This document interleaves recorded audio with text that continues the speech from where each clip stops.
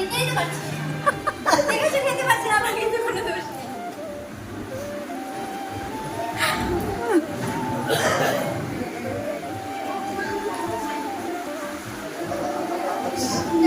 আমার কাছে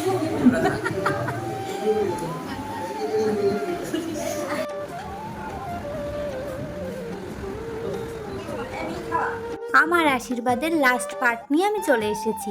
তোমরা তো আগের পার্টে দেখেই নিয়েছো, আমাদের আশীর্বাদ কিন্তু শুরু হয়ে গেছে। তো দুজনের আশীর্বাদ করতে একটু টাইমই লাগছিল, আর সবাই যেহেতু ছিল তার জন্য অনেক মজার অনেক গল্প করতে করতে আশীর্বাদ পর্ব শেষ হয়েছে। আর শেষ হওয়ার পর কি কি হয় সেটাই তোমাদের সঙ্গে শেয়ার করব। আজকের মেন ব্যাপার ছিল আংটি বদল। তো আশীর্বাদ পর্ব শেষ হওয়ার পর আমাদের কিন্তু আংটি বদল হবে এখন, ওই জন্যই আমরা প্রিপারেশন নিচ্ছিলাম। তার সঙ্গে ফটোশ্যুট তো আছেই, যার জন্য আমাদের একটু লেট হচ্ছিল। আর যেহেতু সবাই ছিল না, সবাই কাজে কাজে ব্যস্ত ছিল, তার জন্য সবাই আসলো, তারপর আমরা আংটি বদল শুরু করলাম। আংটি বদলের আগে কিছু ফটো তুলে নিচ্ছিলাম, আর খুবই হাসাহাসি হচ্ছিল, মানে সবাই যা মজা করে। তো যেহেতু ক্যামেরাম্যান আমাদের বলছিল, পোজগুলো দেখিয়ে দিচ্ছিল, সেইভাবেই আমরা আংটিটা ধরে ফটো তুলি। আর সবার থেকে শুনে সবাই বললো হ্যাঁ এবার আংটিটা পরিয়ে দাও, তারপর আংটিটা আমাকে পরিয়ে দিচ্ছিল। মাঝের আঙুলে যেহেতু আংটি রয়েছে, এই কারণে সবাই বলছিল কোন আঙুলে পরাবে। তারপর সবাই বলছিল মাঝের আঙুলে তো পরাতে নেই, পরাতে হয় কেনি আঙুলের পাশের আঙুলটাই। তারপর কেনি আঙুলের পাশের আঙুলটাই আমাকে পরিয়ে দিল, আর আমিও সেই মতো আমিও পরিয়ে দিলাম। ছেলেদের মাঝের আঙুলে পরাতে হয়, যেহেতু আংটিটা একটু ছোট ছোট হয়ে গেছে তাই মাঝের আঙুলে আর ঢুকলো না, তাই পাশের আঙুলটাই পরিয়ে দিলাম। তারপর আমাদের কিছু ফটোশ্যুট হলো। আর দেখতেই পাচ্ছ আমি কতগুলো টাকা পেয়েছি, শুধু আমি না, ও পেয়েছে অনেকগুলো টাকা। তো সেটাই ক্যামেরা বন্দি একটু করেই নিলাম। তো টাকাগুলো নিয়ে আমি উঠছি, আমার না কোমরটা পুরো ধরে গেছিলো, কারণ অনেকটা টাইম বসেছিলাম। কারণ আমাদের ওখানে আমাদের সবাই আশীর্বাদ করলো, আমাদের পাড়া থেকে যারা এসেছিলো আমার রিলেটিভ তারা আশীর্বাদ করলো। তারপর ওর বাড়ি থেকে সবাই করলো, ওর বাড়ির রিলেটিভরা সবাই করলো। তারপর আমি গিয়ে চেয়ারে বসি। তো বসার পর আমার মা একটু ইমোশনাল হয়ে গেছিলো। আর সত্যি বলতে আমি কি বলবো, আমার অতটাও খারাপ লাগছিল না তখন। এখন যে পরিমাণে আমার খারাপ লাগে, আমি তখনও একদমই নর্মালি ছিলাম। আমি ব্যাপারটা বোঝার আগে আমার বিয়ে হয়ে গেছে। তো যাই হোক, তখন আমার অতটা খারাপ লাগেনি, খারাপ এখন লাগে, অবশ্যই লাগে। আর প্রত্যেকটা মেয়ের জীবনে এটা কি আর বলবো, সবাই তো জানেই। তারপর আমরা বাইরে চলে আসি, কারণ আমাদের বললো কিছু ফটোশ্যুট করাবে, তাই ভাবলাম ঠিক আছে তাহলে চলো যাওয়া যাক, কিছু ফটোশ্যুটই করা যাক। আর দেখো ফটোশ্যুট করার জন্য কিছু রোজ নিয়ে এসেছিলো। তো সেটা নিয়ে হাসাহাসি হচ্ছিলো যে হাঁটু গেড়ে প্রপোজ করো, হাঁটু গেড়ে প্রপোজ করো, কিন্তু ও তো করবে না। তো যাই হোক, আমরা ফটো তোলার জন্য প্রিপারেশন নিয়েই নিলাম। আর ওই দিনটায় না ওয়েদারটাও ভালো ছিল না, কেমন একটা বৃষ্টি বৃষ্টি আর প্রচণ্ড গরম পড়ছিল। ক্যামেরাম্যান বলছিল এখানে ফটোর ব্যাকগ্রাউন্ড ভালো আসবে না, চলো পিছন দিকে যাই। তো আমরা বাড়ির পিছন দিকে চলে গেছিলাম। আর আমাদের অনেক রকম পোজ দেখেছিল, ওদিক থেকে সবাই বলছিল যে কী করছিস তোরা এখানে। তো আমি অনেক বিষয় নিয়ে হাসাহাসি করছিলাম, আমার সত্যি খুব লজ্জা লাগছিলো আর হাসি পাচ্ছিল।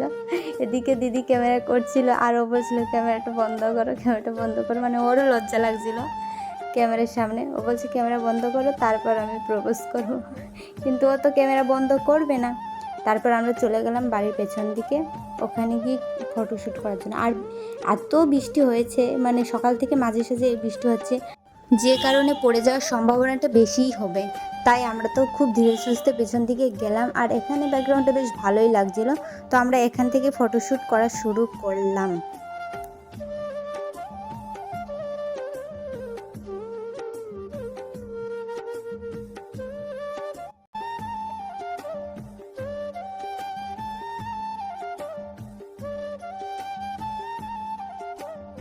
কি আর বলবো, আমি মেয়েটা আসলে সুবিধার না। আমি শুধু ওনাকে বলছি দেখুন ওইদিকে কিন্তু কুকুরের পটি আছে, পাড়া দেবেন না, নয় আপনাকে স্নান করতে হবে।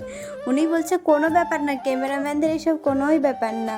কারণ ক্যামেরাম্যানরা নাকি অনেক জায়গায় গিয়ে ফটোশ্যুট করে, তাদের এইসব বিষয় দেখলে হবে না, তারা এইসব বিষয় ইগনোর করে কাজটাকে এগিয়ে নিয়ে যায়। তো উনি আমাকে সেইভাবে বলছিল, আর আমাকে পোজগুলো দেখিয়ে দিচ্ছিল। আর আমার এতই হাসি পাচ্ছিল, আমি পোজগুলো বুঝতেও পারছিলাম না, শুধু হেসেই যাচ্ছিলাম।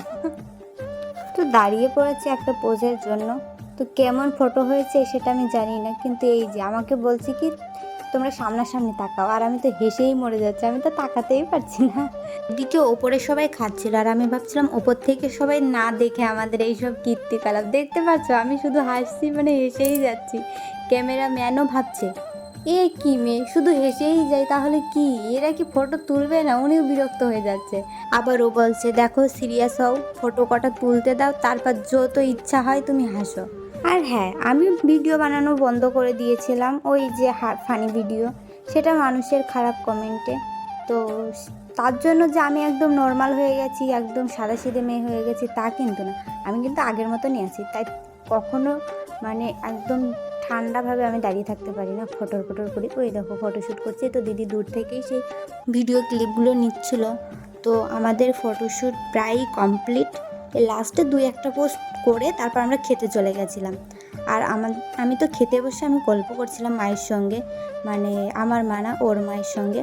তো আমরা গল্প করতে করতে দিদি বলছে ক্যামেরার দিকে তাকান, তো আমি একটু মিষ্টি করে হাসি দিলাম। তো ভিডিওটা এই পর্যন্তই, সবাই ভালো থেকো, বাই, নেক্সট ভিডিও আসছে।